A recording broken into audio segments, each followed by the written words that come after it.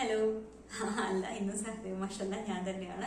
അപ്പൊ നമ്മള് കഴിഞ്ഞ ഒരു 3 വീഡിയോസിലായിട്ട് ഗണിതശാസ്ത്രമേളയുമായി ബന്ധപ്പെട്ടുള്ള കാര്യങ്ങളാണ് ഫോക്കസ് ചെയ്ത് പറഞ്ഞുകൊണ്ടിരിക്കുന്നത്. ആദ്യത്തെ ഒരു വീഡിയോയിൽ നമ്മൾ ജനറൽ ഇൻസ്ട്രക്ഷൻസും ഏതൊക്കെ ഐറ്റങ്ങൾ ഉണ്ടെന്നുള്ളത് പറഞ്ഞു. രണ്ടാമത്തെ വീഡിയോയിൽ നമ്മൾ ഓരോ ഐറ്റങ്ങൾ എടുത്തു വെച്ച് അതിലെന്തൊക്കെ ശ്രദ്ധിക്കണം, എന്തൊക്കെയാണ് റൂൾസ് എന്നുള്ളത് പഠിച്ചു.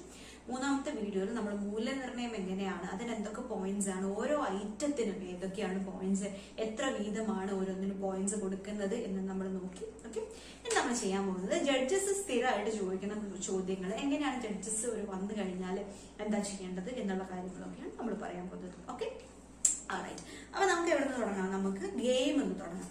ഗെയിം എന്ന് പറയുന്നത് ഞാൻ പറഞ്ഞു ഒരു കളിയാണ്, നമ്മൾ കളിച്ചുകൊണ്ട് ചെയ്യുന്ന ഒരു സാധനമാണ്. അപ്പം മിക്കവാറും ജഡ്ജസ് വന്നു കഴിഞ്ഞാൽ ഓക്കെ പറഞ്ഞു എന്താണ് ഈ ഗെയിം എന്നുള്ളത് ചോദിക്കും. അപ്പൊ നമ്മൾ എന്ത് ചെയ്യാം, ഇതാണ് ഗെയിം, ഇന്നതൊക്കെയാണ് റൂൾസ്, ഇങ്ങനെയാണ് കളിക്കുക എന്ന് പറയാം. ഓക്കെ, അപ്പം മേ ബി ആ ഒരു ഇപ്പൊ ഡൈ ആണെന്നുണ്ടെങ്കിൽ 1-2 തവണിട്ടിട്ട് ഓക്കെ ഇങ്ങനെയൊക്കെയാണ് 2 3 മൂവ് അവർ ചെയ്ത് കഴിഞ്ഞാൽ പറയും ഇനി എങ്ങനെ ഇയാൾ ജയിക്കുക എന്ന് ചോദിക്കും. ഓക്കെ, അപ്പൊ നമ്മൾ ഇത് എങ്ങനെയാണ് ജയിക്കുന്നതിന്റെ റൂൾസ് എന്ന് പറയാം. എന്നിട്ട് എന്ത് ചെയ്യും, എന്താണ് ഇത് പഠിക്കാനുള്ള ആശയം, എന്താണ് ഇതിന്റെ പഠിക്കാനുള്ള ആശയമായിട്ട് എന്താണ് ബന്ധം എന്നുള്ളതായിരിക്കും ചോദിക്കാം. അപ്പൊ എന്ത് പറയാ, ഓക്കെ ഇന്ന ചാപ്റ്ററുമായി ബന്ധപ്പെട്ടിട്ടാണ് ഇത് പഠിക്കാനുള്ളത്, ഇന്ന ആശയങ്ങൾ ഗെയിം കളിക്കുന്നതിലൂടെ കുട്ടികൾക്ക് കുറച്ചും കൂടി ഈസി ആയിട്ട് മനസ്സിലാകും എന്നുള്ള കാര്യം കൃത്യമായിട്ട് പറഞ്ഞു കൊടുക്കുക. ഓക്കെ, പിന്നെ ആശയവുമായി ബന്ധപ്പെട്ടിട്ടുള്ള ചോദ്യമായിരിക്കും, എന്ത് ആശയമാണോ നിങ്ങൾ പറഞ്ഞിട്ടുള്ളത് അതുമായി ബന്ധപ്പെട്ട് നിങ്ങൾക്ക് പഠിക്കാനുള്ള കുറച്ച് ക്വസ്റ്റ്യൻസ് ആയിരിക്കും ചോദിക്കാം. ഓക്കെ, ഇത് തന്നെയാണ് പസിലിനും സംഭവിക്കുക. പസിൽ വന്നു കഴിഞ്ഞാൽ ഓക്കെ എന്താണ് പസിൽ എക്സ്പ്ലെയിൻ ചെയ്യാൻ പറയും. അപ്പൊ അത് പറഞ്ഞു കൊടുക്കാം നമ്മൾ. ഓക്കെ എന്താണ്, എന്നിട്ട് അവർ കുറച്ച് ഇങ്ങനെ ആലോചിക്കുകയൊക്കെ ചെയ്യായിരിക്കും, ഓക്കെ ഇതിങ്ങനെ എന്നൊക്കെയുള്ളത്. എന്നിട്ട് നിങ്ങളുടെ തന്നെ ആൻസർ പറയാൻ വേണ്ടി ചോദിക്കുമായിരിക്കും മോസ്റ്റ് പ്രോബബ്ലി. ഓക്കെ, അപ്പൊ ആൻസർ ചെയ്യുമ്പോൾ എന്ത് ചെയ്യുക, ഓക്കെ ഇന്നത് എന്നാണ് ആൻസർ, ഇന്നതാണ് ഇങ്ങനെയാണ് ഇത് വന്നിരിക്കുന്നത്, ഇന്നത് കൊണ്ടാണ് ആ ആൻസർ കറക്റ്റ് ആവുന്നത് എന്നുള്ള രീതി പറഞ്ഞു കൊടുക്കാം. ഓക്കെ, അടുത്ത ചോദ്യം ഒബ്വിയസ്ലി ഇത് പാഠഭാഗമായി എന്താണ് ബന്ധം എന്നുള്ളതായിരിക്കും. അപ്പൊ പാഠഭാഗമായി ബന്ധം എന്താണ് ഇതിന് ബന്ധമുള്ളത് എന്ന് പറഞ്ഞു കൊടുക്കുക. എല്ലാത്തിനും എൻഡ് ഓഫ് ദി ഡേ അവസാനത്തെ ചോദ്യം അതായിരിക്കും, എന്താണ് പാഠഭാഗവുമായി ബന്ധമുള്ളത്. അത് ഉറപ്പായും ചോദിക്കും. അത് ഏത് ഐറ്റം ആണെന്നുണ്ടെങ്കിൽ എന്താണ് പാഠഭാഗവുമായി ബന്ധമുള്ളത് കൃത്യമായിട്ട് അവർ ചോദിച്ചിരിക്കും. അപ്പൊ അത് കറക്റ്റായിട്ട് പറയാൻ പറ്റണം. ആ പാഠം നിങ്ങൾക്ക് തറവായി അറിഞ്ഞിരിക്കണം. ഓക്കെ, ആ പാഠത്തിൽ തിരിച്ചും മറിച്ചും തിരിച്ചും ഒക്കെ ചോദ്യം ചോദിക്കും ജഡ്ജസ്, ഉറപ്പാണ്.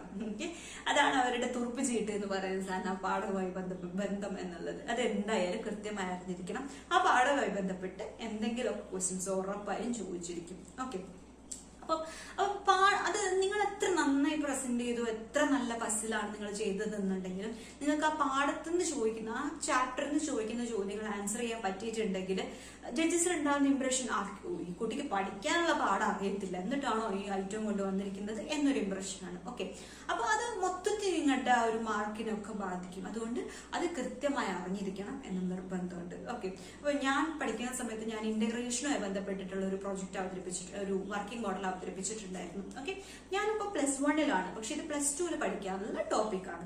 അപ്പൊ ഞാൻ എന്താ ചെയ്തെന്ന് വെച്ച് കഴിഞ്ഞാല് +2 ആണെങ്കിൽ കൂടെ ആ ടോപ്പിക് മൊത്തം ഇരുന്ന് പഠിച്ചിട്ടാണ് ഇത് പ്രസന്റ് ചെയ്യാൻ പോയത്. അപ്പൊ അവരെന്ത് ചോദിച്ചു, നീ +1 അല്ലേ, ഇപ്പൊ നിനക്ക് അറിയത്തില്ലല്ലോ. പക്ഷെ ഞാൻ പറഞ്ഞു സാർ ചോദ്യം ചോദിച്ചിട്ടാണ് ഏത് വേണമെങ്കിലും ആൻസർ ചെയ്യാം. അപ്പൊ അവർ ചോദിച്ചതിനൊക്കെ എനിക്ക് ആൻസർ ചെയ്യാൻ പറ്റിയത് കൊണ്ട് ഓക്കെ ഇറ്റ്സ് ഓക്കെ, ശരി കുട്ടിക്ക് അറിയാം എന്നുള്ളൊരു ഇംപ്രഷൻ ഉണ്ടായി.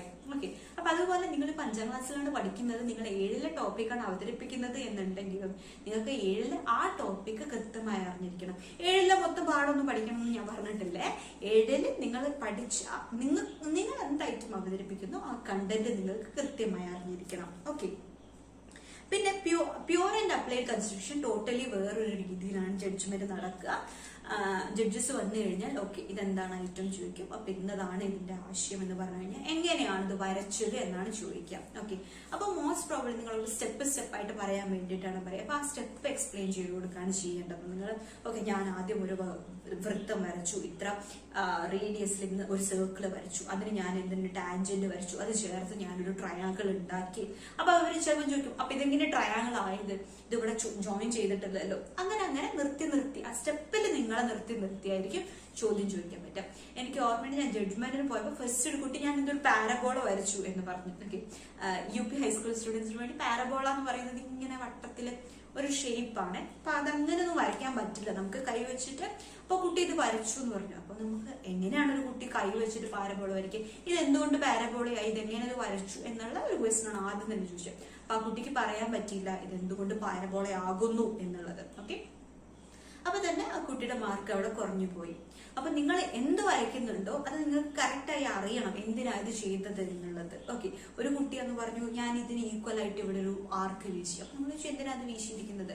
അപ്പൊ ആ കുട്ടിക്ക് അത് പറയാൻ പറ്റിയില്ലെങ്കിൽ ഡ്രോപ്പ്. അപ്പൊ സ്റ്റെപ്പ് ബൈ സ്റ്റെപ്പ് നിങ്ങൾക്ക് എന്താണ് നിങ്ങൾ ചെയ്യുന്നത്, അത് എന്തിനാണ് നിങ്ങൾ അത് ചെയ്തത്, ഇതിന്റെ ഫൈനൽ ഔട്ട്പുട്ട് എന്താണ്, എന്ത് വരയ്ക്കുമ്പോഴും അത് കറക്റ്റ് ആയിട്ട്. ഓക്കെ, ഹൈപ്പർബോള വരച്ചു എന്നുണ്ടെങ്കിൽ എന്തുകൊണ്ട് അത് ഹൈപ്പർബോള ആകുന്നു എന്ന് നിങ്ങൾക്ക് ആൻസർ ചെയ്യാൻ പറ്റിയിരിക്കണം. അതാണ് പ്യൂർ ആൻഡ് അപ്ലൈഡ് കൺസ്ട്രക്ഷനിലെ പ്രത്യേകത എന്ന് പറയുന്നത്. ഓക്കെ, പിന്നെ റൂൾസ് ഒരിക്കലും തെറ്റിക്കാൻ പാടില്ല. പ്യൂർ കൺസ്ട്രക്ഷനിൽ എന്തില്ല, നമുക്ക് സ്കെയിലില്ല, നമുക്ക് റൂളർ മാത്രമേ ഉള്ളൂ. ഓക്കെ, അപ്പൊ ഞാൻ 3 സെന്റിമീറ്റർ അളവ് വരച്ചു എന്ന് പറഞ്ഞു കഴിഞ്ഞാൽ doesn't make any sense. Y?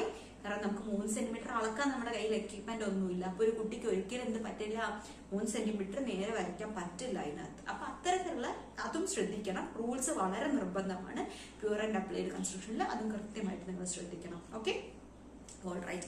അപ്പൊ അതിന്റെ ജഡ്ജ്മെന്റ് എങ്ങനെയാണ് വരിക? സ്റ്റെപ്പ് ബൈ സ്റ്റെപ്പ് ഓരോന്നും പറഞ്ഞു കൊടുക്കുക. അവിടെ പോസ് ചെയ്തിട്ട് ക്വസ്റ്റ്യൻസ് ഉണ്ടായിരിക്കും. അങ്ങനെയാണ് യൂഷ്വലി വരിക. അല്ലാണ്ട് ഫൈനൽ പ്രൂഫിനേക്കാൾ ഇതാണ് അവർ കൂടുതലും ഇത് ഫോളോ ചെയ്യുന്ന ഒരു രീതി ഉണ്ടായിരിക്കുക. ഓക്കെ, പിന്നെ ചാർട്ടുകളാണ്. ജോമെട്രിക്കൽ ചാർട്ട് എങ്ങനെയാണ് അതിന്റെ ജഡ്ജ്മെന്റ് എന്ന് ഓൾറെഡി നമ്മൾ പലപ്പോഴായിട്ട് പറഞ്ഞിട്ടുണ്ട്. നമ്പർ ചാർട്ടും അതർ ചാർട്ടും യൂഷ്വലി അവർ വന്നു കഴിഞ്ഞാൽ ഓക്കെ ഓരോ ചാർട്ടും എടുത്തു വെച്ച് എക്സ്പ്ലെയിൻ ചെയ്യാൻ വേണ്ടി പറയും. എന്താണ് ഇപ്പൊ നമ്പർ ആണെന്നുണ്ടെങ്കിൽ നമ്പർ പാറ്റേൺ എന്താണ് ഇതിന്റെ ആപ്ലിക്കേഷൻ ചോദിക്കും കേട്ടോ. ചിലത് നമ്പർ ചാർട്ടിലൊക്കെ മോസ്റ്റ് പ്രോബബ്ലി ആപ്ലിക്കേഷൻസ് ചോദിക്കാനുള്ള എല്ലാ സാധ്യതയും കാണുന്നുണ്ട്. അതുപോലെ അതർ ചാർട്ടിലും ഇപ്പൊ ഒരു കൺസെപ്റ്റ് ആണ് നിങ്ങൾ പറയുന്നതെങ്കിൽ അതിന്റെ ആപ്ലിക്കേഷൻസ് പറയാൻ ചാൻസ് കൂടുതലുണ്ട്. ഇനി ഏതെങ്കിലും ഗണിത ശാസ്ത്രജ്ഞന്മാരെ പറ്റിയൊക്കെ ഉള്ളതാണ് പറയുന്നതെങ്കിൽ അവരുമായി ബന്ധപ്പെട്ട എന്തെങ്കിലുമൊക്കെ ക്വസ്റ്റ്യൻസ് ചോദിക്കാനുള്ള ചാൻസും ഉണ്ട്. ഓക്കെ, അതാണ് ചാർട്ടിലുള്ള കാര്യങ്ങൾ. അപ്പൊ അത് ഞാൻ പറഞ്ഞു ഒരു കൺസെപ്റ്റ് ബേസ് ചെയ്തിട്ടാണെന്നുണ്ടെങ്കിൽ കൺസെപ്റ്റ് റിലേറ്റഡ് ചോദ്യങ്ങൾ ചോദിക്കാനുള്ള ചാൻസും വളരെ കൂടുതലാണ്. പിന്നെ സ്റ്റിൽ ആൻഡ് വർക്കിംഗ് മോഡലിലാണ് ഏറ്റവും എന്താ പറയാ വെറൈറ്റി ക്വസ്റ്റ്യൻസ് നമ്മൾ പ്രതീക്ഷിക്കുക. എന്തും ചോദിക്കും അവര് സ്റ്റിൽ ആൻഡ് വർക്കിംഗ് മോഡലിൽ.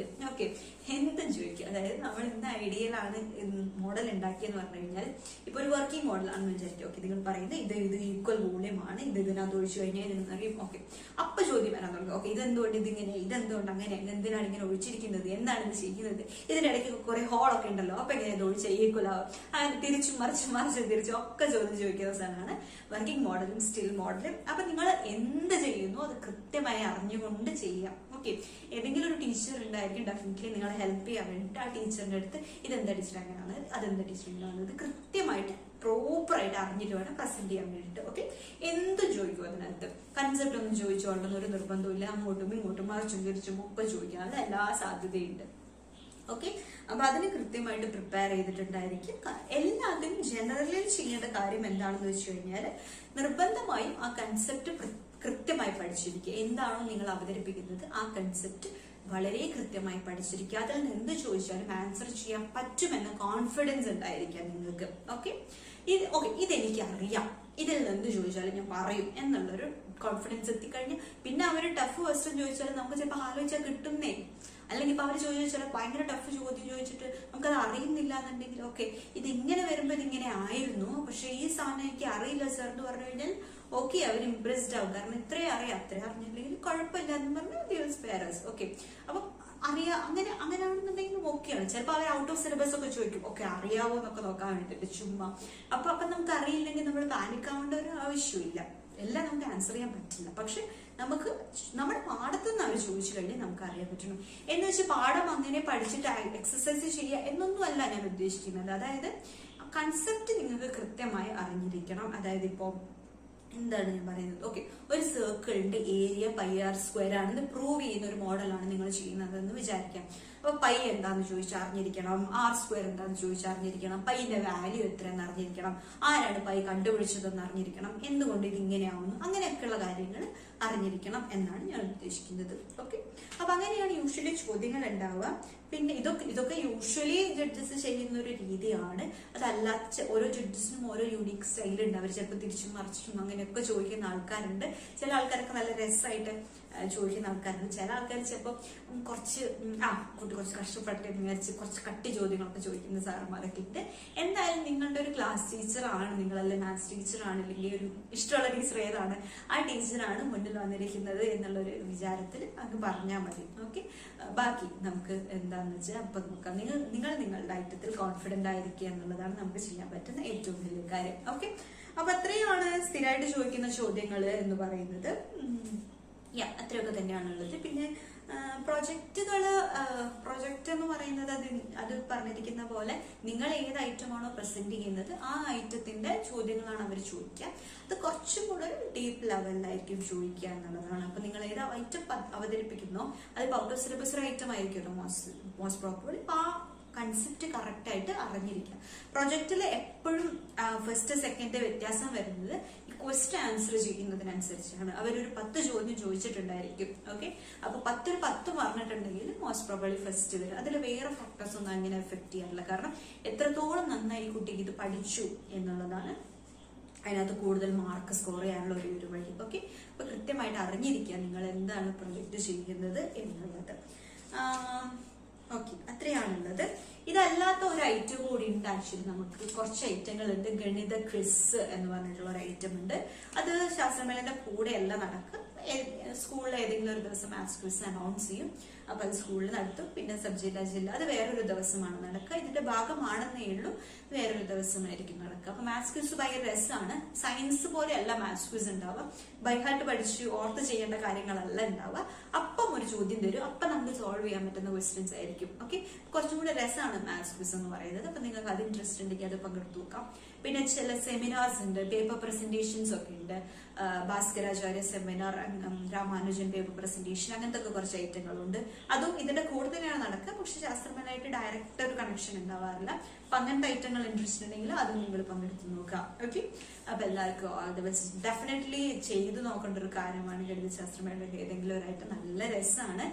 കുറച്ചും കൂടെ രസമായിട്ട് നിങ്ങൾക്ക് ഇപ്പൊ ജോമെട്രിക്കൽ പാറ്റേൺസ് കാണുമ്പോൾ ഒരു രസം ഉണ്ടല്ലോ, ആ ഒരു ഭംഗി നിങ്ങൾക്ക് മാത്സിന് ഫീൽ ചെയ്യും. ഈ ഒരു ഏതെങ്കിലും ഒരു ഐറ്റം പങ്കെടുക്കുന്ന സമയത്ത് കുറച്ചുകൂടെ രസമായിട്ടൊക്കെ തോന്നും മാത്സ്. ഓക്കെ, ക്ലാസ്സിൽ ഇങ്ങനെ ഹോംവർക്ക് ചെയ്യുന്നതിനേക്കാൾ ഇതൊക്കെ വരുമ്പോൾ കുറച്ചും കൂടെ രസമായിട്ട് തോന്നും. ഓക്കെ, അപ്പൊ എന്തായാലും ഏതെങ്കിലും ഒരു ഐറ്റത്തിൽ നിന്ന് പാർട്ടിസിപ്പേറ്റ് ചെയ്ത് നോക്കുക. എന്തെങ്കിലും ഡൗട്ട് ഉണ്ടെങ്കിൽ നിങ്ങൾ കമന്റ്സിൽ ചോദിച്ചാൽ മതി. ഇതിന് മുന്നത്തെ ഒരു 3 വീഡിയോസ് ഉണ്ട് ഇതിന്റെ തന്നെ ബേസ് ചെയ്തിട്ടുള്ളത്. അതൊന്ന് ചെക്ക് ഔട്ട് ചെയ്ത് നോക്കാം. Okay, all the best. By.